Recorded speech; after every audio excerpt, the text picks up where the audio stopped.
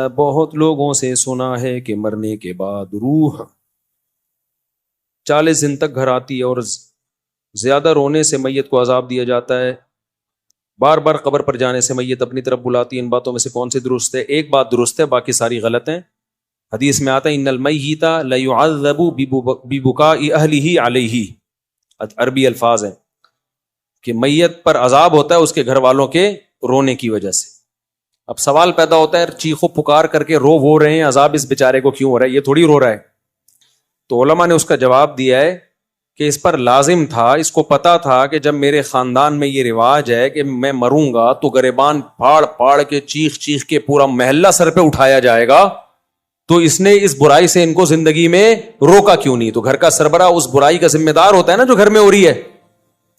اس کو چاہیے تھا وصیت کرتا کہ ہمارے یہ، کیونکہ جن خاندانوں میں رواج ہوتا ہے وہی ایسا کرتے ہیں، جن کے یہاں رواج نہیں ہے وہ ایسا نہیں کرتے. جب اس کو پتا تھا کہ میرے مرنے کے بعد ہا ہو چیخو پکار رونے کے مقابلے ہوتے ہیں باقاعدہ، جو نہیں رو رہا وہ سمجھتے ہیں اس کو تو محبت ہی نہیں تھی، لہذا جس کو محبت نہیں بھی ہونا وہ بھی دکھانے کے لیے رو رہا ہوتا ہے بہت چیخ چیخ کے. تو صبر کا حکم ہے، رونے کی اجازت ہے، وہ تو محبت کا تقاضا ہے بھائی. لیکن ایسے چیخنا، عورتوں کی آوازیں گھروں سے چیخو پکار کی باہر جانا، یہ بہت بڑا گناہ ہے. اس پہ اتنی شدید وعیدیں ہیں، یہ اسلام میں جائز نہیں ہے. تو اس کو پتا تھا میرے خاندان میں یہ رواج ہے، تو نے وصیت کیوں نہیں کی؟ ان کو روکا کیوں نہیں کہ میرے مرنے کے بعد یہ حرکتیں نہیں ہوں گی؟ تو ایسی صورت میں اس کو بھی عذاب ہوگا جب کوئی روئے گا، کیونکہ اس گناہ کا ذمہ دار یہ بھی ہے. ان المیت لیعذب ببکاء اہلہ، تو اس کا مطلب یہ ہے کہ جس کو پتا تھا میرے مرنے کے بعد یہ سب کچھ ہوگا لیکن پھر بھی اس نے منع نہیں کیا خاندان والوں کو، تو اس کو پھر تکلیف ہوتی ہے جتنا چیخو پکار ہوتی ہے. اس کو فرشتے مارتے ہیں، بولتے ہیں تیرا کیا کرا ہے، تیری تربیت ہے. لیکن اگر وہ وصیت کر چکا تھا اور ان کو سمجھا کے جا چکا تھا تو پھر قرآن میں صاف پتہ چلتا ہے لا تزر وازرۃ وزر اخری، کوئی دوسرے کے گناہوں کا بوجھ نہیں اٹھائے گا. پھر ان کے رونے چیخنے سے اس کو کوئی گناہ نہیں ملتا. حدیث میں آتا ہے ایک صحابی کا انتقال ہوا تو دوسرے نے بہت تعریف، مرنے کے بعد ہم تعریفوں کے پول باندھ دیتے ہیں نا، روایت میں ہے یہ جو میں آگے پیش کر رہا ہوں آپ کے سامنے، بہت تعریفیں. تو نبی نے فرمایا قبر میں اس کو فرشتے مارتے تھے اور پوچھتے تھے کہ بتا کیا تو واقعی میں ایسا تھا؟ یعنی یقیناً تو ایسا نہیں تھا، تو کیوں جھوٹی تعریفیں کروا کے گیا لوگوں سے؟ بعض لوگوں کی عادت ہوتی ہے نا کہ وہ اپنی جھوٹی تعریفیں کروا کے اپنے غلط امیج دنیا کے سامنے، جو اچھا امیج ہوتا ہے لیکن وہ جھوٹا ہوتا ہے، تو امیج ایسا بنا کے، یہ لفظ امیج نہیں ہے، مجھے کسی نے بتایا امیج ہے نا، تو میں جو انگلش میں غلطی کیا کروں مجھے بتا دیا کرو میرے بھائی، میں کوئی انگریز امریکہ میں تھوڑی پیدا ہوا ہوں. تو ایسا اس کا امیج بنایا ہوا تھا کہ یعنی جو بعض لوگ ایسا اپنا تصور لوگوں کے دماغوں میں بنا کے جاتے ہیں جیسے بہت نیک، تو ایسے میں اگر مرنے کے بعد آپ کی جھوٹی تعریفیں ہو رہی ہیں نا تو اس پہ بھی چترول لگتے ہیں کہ لوگ کہہ رہے ہیں یوں تھا تو تھا گیا، تو ایسا ہے پٹاخ ایک لگے گا، بتا تو ایسا تھا. تو اس لیے جیسے ہو ویسے ہی نظر آؤ، اپنے بارے میں زیادہ نہیں تعریفیں کروایا کرو لوگوں سے. ہاں جو نعمتیں اللہ نے دی ہیں اس کا اظہار کرنے میں کوئی حرج نہیں ہے. بھائی غیر مسلم اگر خوبصورت ہے تو دیکھنے میں اچھا لگے گا، تو اس کا تو، اور مسلمان تہجد گزار بدصورت ہے تو دیکھنے میں اچھا نہیں لگے گا. تو اچھا لگنے کا تعلق مسلم یا غیر مسلم سے نہیں ہے، اگلے کی پرسنالٹی سے ہے. ہاں اعمال کے لحاظ سے اگر اچھا لگ رہا ہے پھر غلط ہے، اعمال کے لحاظ سے کافر اچھا نہیں ہو سکتا. تبھی ہم کہتے ہیں کافر کی خوبیوں کو بیان کیا کرو کہ بھئی ان لوگوں میں یہ خوبی، لیکن یہ کہنا کہ وہ مسلمانوں سے اچھے ہیں یہ زیادتی ہے بھائی. مسلمانوں سے اچھے کیسے ہو گئے؟ جو خدا کا انکار کرے اور جو خدا کو مانے دونوں برابر ہو سکتے ہیں؟ ایک اللہ کو مانتے ہیں، اللہ کے پیغمبروں کو، اللہ کی کتابوں کو مانتے ہیں، دوسرا مانتا ہی نہیں ہے، وہ کہتا ہے میں خود بخود بناؤں. تو اپنے خدا کا انکار کر دیا اللہ کا، تو مسلمان سے اچھا. اگر وہ اچھے ہوتے تو اللہ مسلمانوں کو جہنم میں بھیجتا، پھر ان کو جنت میں بھیجتا. ہاں یہ کہنا درست ہے کہ ان چیزوں میں وہ مسلمانوں سے اچھے ہیں، اور سب مسلمانوں سے بھی نہیں، خاص جیسے پاکستانی مسلمانوں سے امریکی مسلمان کرپٹ نہ ہونے میں اچھے ہیں، جاپانی مسلمان پاکستانی مسلمانوں سے ڈسپلن میں اچھے ہیں، ڈسپلن ان کا بہت اچھا ہے، صفائی ستھرائی میں وہ پاکستانی مسلمانوں سے اچھے ہیں. تو پاکستانی کس چیز میں اچھے ہیں؟ وہ سوچ رہا ہوں ابھی کوئی دماغ میں آئے گا تو بتاؤں گا. تو بیوی سے وفا کرنے میں پاکستانی مسلمان جاپانیوں سے اچھے نہیں، بہت اچھے ہیں، سمجھتے ہو. اور ایک اور چیز رہ گئی، بچے پیدا کرنے میں بھی بہت اچھے.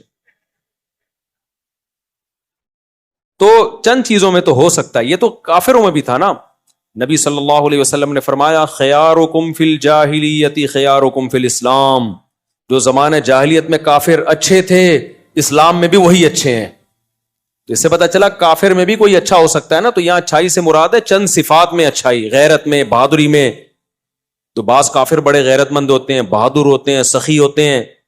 تو جب وہ اسلام لاتے ہیں تو وہ بہادری غیرت اور بڑھ جاتی ہے. تو صحابہ کرام زمانے جاہلیت میں سخی تھے، بہادر تھے، رشتہ داری جوڑنے کو اچھا سمجھتے تھے.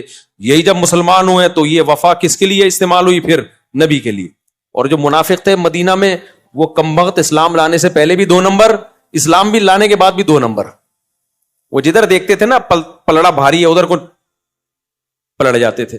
تو نبی کے جو رشتہ دار تھے قریشی ہاشمی، حضرت ابو طالب کو دیکھو، اگرچہ کفر میں موت ہوئی ہے لیکن رشتہ داری آخری دن تک نبھائی ہے نبی کے ساتھ کہ میرا بھتیجا ہے، میں اس پہ کسی کو انگلی اٹھانے نہیں دوں گا.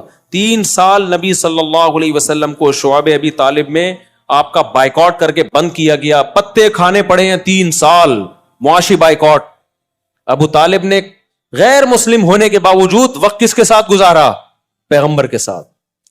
کیوں؟ مشکل میں اپنی قوم کو نہیں چھوڑنا. ٹھیک ہے نظریے کا اختلاف ہے لیکن قوم کی بیس پہ ساتھ دے رہے ہیں. تو کسی بھی بیس پہ جب کوئی ساتھ دیتا ہے تو اس کے لیے غیرت کا ہونا ضروری. بے غیرت کیا کرتا ہے؟ جہاں کوئی مصیبت آئی ایک دم. ہمارے ایک دوست تھے، ان کہتے ہیں میرا ایک بڑا جگری دوست تھا نا، ہر وقت ساتھ.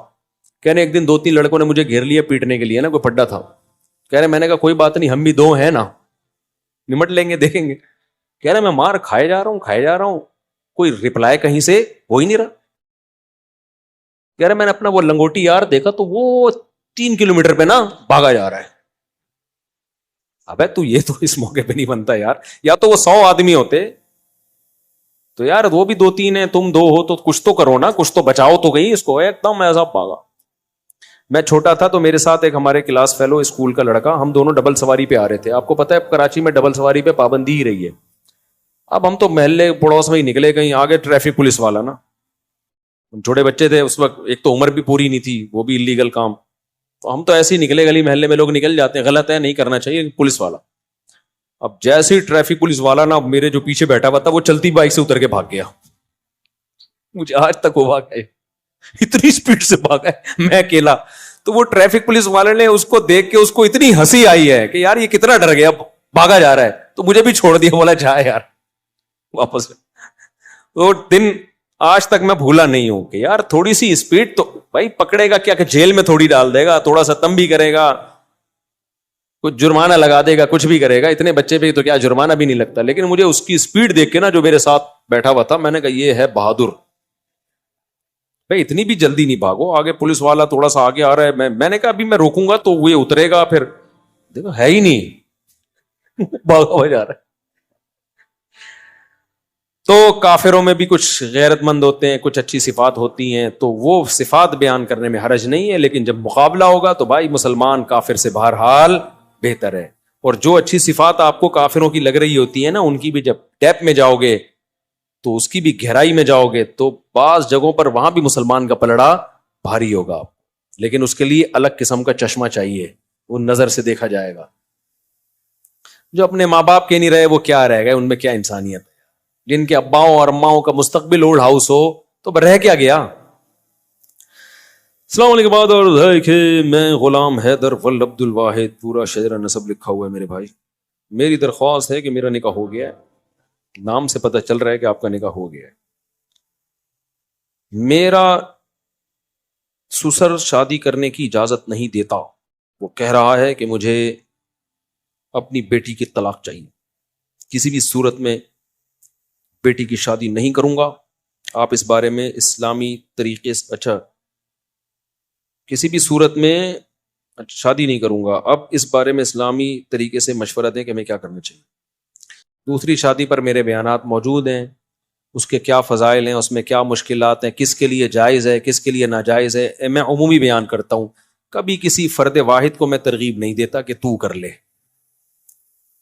مجھے نہیں پتا کہ اس میں تپڑ ہے یا نہیں ہے. کبھی کسی فرد واحد کو میں ترغیب نہیں دیتا. میں کبھی ان کو نہیں پکڑ کے کہوں گا یار تم نے کیوں نہیں کی, اتنے عرصے سے بیان سن رہے ہو, تم کر لو. یہ میں کبھی بھی نہیں کرتا. حتیٰ کہ میرے دوست احباب میں 40 سال کے لوگ بھی ہیں جو ابھی تک کما رہے ہیں, ان کو بھی میں نے کبھی نہیں کہا تم نے شادی کیوں نہیں کی ہے. وجہ اس کی ہے کہ کسی کے پرسنل معاملات میں ٹانگ اڑانا یہ بہت غلط عادت ہے. میں اگر کسی کو اسپیسیفک کسی فرد کو ترغیب دوں تم دوسری شادی کرو, مجھے نہیں پتا اس کا بیہیویئر پہلی بیوی کے ساتھ کیسا ہے, اس کے حقوق ادا کر بھی رہا ہے کہ نہیں کر رہا. ہو سکتا ہے وہ اس کو لٹکا کے رکھا ہوا ہو اور ہم اس کی 4 شادیاں کراتے پھر رہے ہوں, تو یہ تو ظلم ہو جائے گا نا. اور یہ بھی ممکن ہے حقوق ادا کر رہا ہو, تو یہ تمہاری ٹینشن ہے کہ تم حقوق ادا کر رہے ہو یا ادا نہیں کر رہے. ہم اسلام کا حکم بیان کریں گے جنرلی. افراد کو پکڑ پکڑ کے یوں سمجھانا کہ تو کر تو نہیں کر, یہ نہیں ہوتا. منع تو کیا ہے بہت سے لوگوں کو میں نے کہ تم نہیں کرو, کیونکہ جب مجھے ان کے حالات پتا چلے, انہوں نے آگے مشورہ لیا نا, میں نے کہا تیرے بس کا نہیں ہے بھائی, تیری باتوں سے لگ رہا ہے تیری ٹانگیں ابھی کانپ رہی ہیں, تو نہیں, تیرے بس میں نہیں ہے. تو لیکن کسی فرد کو میں پکڑ کے ترغیب دوں کہ تم کرو, تم نے کیوں نہیں کی, تم, ہاں مذاق میں دوستوں کی محفل میں ایک الگ بات ہوتی ہے, لیکن میں ویسے نارملی کبھی کسی کو ترغیب نہیں دیتا. اب آپ کہہ سکتے ہو چلو دوسری کی آپ کسی فرد کو ترغیب نہیں دے رہے, نہیں دینے کی وجہ سمجھ میں آئی. مجھے کیا پتا یہ پہلی کے ساتھ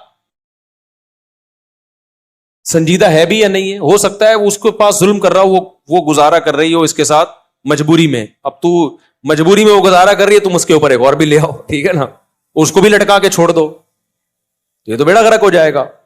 مجھے کیا پتا تم برابری کر سکتے ہو یا نہیں کر سکتے. پھر تم کر کہاں رہے ہو. بعض دفعہ آدمی شادی کر رہا ہوتا ہے, بھائی تم اتنی پیسے ہیں نہیں, تم شادی ڈیفینس میں کر رہے ہو, مالدار لڑکی سے کر رہے ہو, تو نہ تو اس کے قابل رہو گے نہ پہلی کے قابل. اس کا تو جیب خرچی 4-4 لاکھ روپے ہوتی ہے, پاکٹ منی. جو مالدار لڑکی ہے نا, پاکٹ منی ایسے چل رہا ہوتا ہے, 4 لاکھ پاکٹ منی. تو غریب آدمی بولے گا میں ٹماٹر بیچ کے 4 لاکھ تیری پاکٹ منی کہاں سے. تو بھائی تم نے کیوں کی ایسی جگہ پہ شادی, اپنی حیثیت دیکھ کے کرو نا. تم وہاں شادی کرو جو 5 روپے پاکٹ منی. ایسا ہوتا نہیں ہے, لیکن ایک مثال دے رہا ہوں میں. تو میں نہیں جانتا کہ بھائی یہ اس قابل ہے یا نہیں ہے کسی شخص. میں فرد واحد کو, متعین فرد کو کبھی ترغیب نہیں دیتا. تو کرے گا خود, جب مسائل کھڑے ہوں گے تو بلی کس پہ ڈال دے گا. مفتی صاحب نے مجھے مشورہ دیا تھا, مفتی صاحب نے بولا تھا. تو بھائی ہم نہیں جانتے آپ کو, ہم تو ایک جنرلی حکم بیان کریں گے کہ جس میں 2 بیویوں میں عدل کی طاقت ہے, دونوں کے حقوق ادا کر سکتا ہے کہ نہیں کر سکتا, یہ خود فیصلہ کرو. اس کو چاہیے کہ کر گزرے اور کر کے بتا دے کہ ہو گئی ہے. باقی کس میں طاقت ہے کس میں نہیں ہے, یہ آپ نے فیصلہ کرنا ہے, یہ میں نے فیصلہ نہیں کرنا. آپ کہہ سکتے ہو چلو 2 شادیوں والے کو آپ مشورہ نہیں دیتے, تو کمارے کو آپ تو دے سکتے ہو نا, جو آپ کے 40 45 سال کے دوست کمارے ہیں, ان کو کیوں نہیں دے رہے. بھائی یہ بھی کسی کی نجی زندگی ہے, مجھے نہیں پتا اس کی کیا مجبوریاں ہیں. بعض دفعہ صحت کے ایشوز ہوتے ہیں, وہ نہیں شرما کے بتا رہا ہوتا. ہم کیوں کسی کا راز دنیا کے سامنے فاش کریں. وہ مجھے تھوڑی بتائے گا میرے اندر طاقت نہیں ہے. بعض دفعہ طاقت ہوتی ہے, مرد ہوتا ہے پورا انسان, لیکن اور کوئی مسائل ہوتے ہیں اس کے. تو وہ تو جب کسی کی ڈیپ میں جاؤ تو پتا چلتا ہے نا کس کے ساتھ کیا مسائل چل رہے ہیں. تو بھائی شریعت نے ہمیں حکم دیا ہے کسی کے پرسنل معاملات میں گھسنے کی آپ کو اجازت نہیں ہے کہ یہ کیوں نہیں کر رہا ابھی تک, میرے بیان میں 10 سال سے بیٹھ رہا ہے, اس نے ابھی تک دوسری شادی کیوں نہیں کی, اس نے پہلی کیوں نہیں کی. بھائی جان بیان میں بیٹھ رہے ہیں, نظریہ درست ہو رہا ہے, عمل کرنا نہ کرنا یہ اس کا ہیڈ ایک ہے, یہ ہمارا ہیڈ ایک نہیں. اور نام بدگمان ہوتے ہیں. میرے جو دوست 45 سال کے ابھی تک شادی نہیں کی, میں بدگمان بھی نہیں ہوتا. ان کا ذاتی معاملہ ہے, یہ خود بہتر سمجھتے ہیں. تو اس لیے میں آپ کو بھی ترغیب نہیں دوں گا جنہوں نے پرچی دی ہے نا. یہ مجھے نہیں پتا آپ کا اپنی پہلی وائف کے ساتھ سلوک کیسا ہے, آپ دوسری کر سکتے ہو نہیں کر سکتے. اب لوگ آتے ہیں میرے سسر کو سمجھا دیں کہ مجھے دوسری کی اجازت دے دیں. سسر کبھی اجازت نہیں دیتا, اور سسر سے اجازت لے کے کرنے بھی نہیں چاہیے, کیونکہ باپ بیٹی کا رشتہ, بہن بھائی کا رشتہ شریعت نے ایسے بنایا ہے کہ اسلام یہ رشتوں کو توڑنا نہیں چاہتا. باپ اگر اجازت دے گا نا لڑکی کا, تو بیٹی کے دل میں کیا آئے گا, مجھ پہ سوکن آئی ہے کس کی وجہ سے, میرے باپ کی وجہ سے. تو اس کا ریلیشن کس سے خراب ہوگا, بولو, باپ سے. تو اسلام یہ پسند نہیں کرتا. تبھی نبی نے 2 بہنوں سے نکاح کرنے کی اجازت نہیں دی. فرمایا 2 بہنوں سے نکاح کرو گے تو رشتے توڑ دو گے, کیونکہ بہن کی محبت سوکن کی نفرت میں تبدیل ہو جائے گی. سمجھتے ہو گے نہیں سمجھتے. تو اسی طرح یہ کہ میرا جو ہے نا سالہ مجھے اجازت دے کہ میں دوسری شادی کروں گا, تو سالہ کبھی اجازت نہیں دے گا. ایک تو اس لیے کہ وہ ہے سالہ, دوسرا اس لیے بھی نہیں اجازت دے گا کہ شریعت نے اس کو مکلف ہی نہیں بنایا اس کا, کیونکہ تم کرو گے تو بہن کا بھائی سے رشتہ کیا ہوگا خراب, بہن بولے کہ میرا گھر تباہ کرنے والا میرا بھائی ہے. تو اس لیے بھائی یہ سسرال سے پوچھنے کا کام ہے ہی نہیں, تپڑ ہے تو پاس کر ورنہ برداشت کر, یہ کام, اور کرو جب حقوق ادا کرو. کون کرے گا کون حقوق ادا نہیں, یہ مجھے نہیں پتا بھائی. اس لیے ہم جنرلی ایک شریعت کا حکم بیان کرتے ہیں. قرآن نے بھی ایک حکم بیان کیا کہ جو 2 بیویوں میں برابری کرے وہ 2 3 3 4 4 شادیاں کرے. اللہ نے یہ الگ الگ نام لے کے نہیں بتایا کہ انڈا موڑ پہ فلاں صاحب بھی کریں اور پٹیل پاڑا پہ فلاں صاحب بھی کریں اور ڈیفینس میں فلاں صاحب اور 14ویں صدی میں فلاں فلاں لوگ کریں, اس اسٹیٹس کے لوگ کریں, اس اسٹیٹس کے لوگ نہ کریں. یہ کہیں نہیں ہے, جنرلی حکم دے دیا بھائی جو ان قواعد پہ پورا اترتا ہے, ترغیب دے دی کرے, کیونکہ بیوہ طلاق یافتہ عورتیں سوسائٹی میں بہت زیادہ ہیں. اس لیے مجھے کبھی بھی یہ میرے پاس, کیونکہ بہت آتے ہیں لوگ, میرے ابا کو سمجھائیں, میرے ماموں کو سمجھائیں, میرے چاچے کو سمجھائیں. میں نے کہا بھائی میں اپنے والوں کو نہیں سمجھا سکا تھا, تمہارے والوں کو کہاں سمجھاؤں, اپنے والوں کو کون بولوں, ان کو نہیں سمجھا پاتے, ہم تمہارے والوں کو بھی ذمہ داری ہم لیں. اور پھر جب پٹو گے تو ہم پہ بلی آئے گی. شادی تم کر رہے ہوگے, بلی کس پہ آئے گی؟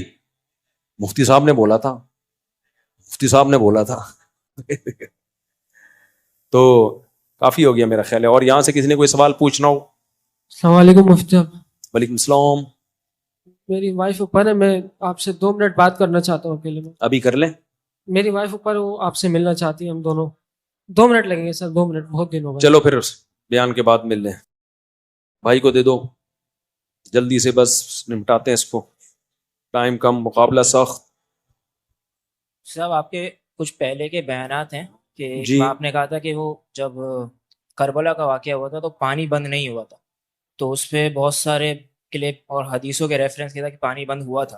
اور پھر آپ کے کچھ بیانات وہ تھے کہ جب وہ حضور کی جو گھر والے ہیں اس میں آپ نے کہا تھا گھر والوں میں اہل بیت میں بیویاں آتی ہیں سب سے پہلے, تو حضرت عائشہ اور باقی بیویاں, تو اس میں انہوں نے کہا تھا ایک روایت پیش کی تھی کہ وہ جب حضور نے چادر تھی تو اس میں حضرت سلمہ مباہلے کے لیے نبی صلی اللہ علیہ وسلم گئے تھے, تو چادر میں 5, تو اس سے نا آپ کو یہ کہتے ہیں بعض لوگ, وہ بعض ہیں کہ آپ یہ لوگ جو ہے نا اقراری یعنی انکاری نہیں ہے لیکن اقراری بھی نہیں ہے اہل بیت کے, یعنی اقرار بھی نہیں کرتے صحیح طریقے سے. ہم نے ہرگز انکار نہیں کیا کہ نبی نے مباہلے کے وقت جن افراد کو, جن مقدس ہستیوں کو اپنی چادر میں لیا تھا وہ اہل بیت نہیں ہے, یہ بالکل جھوٹ ہے.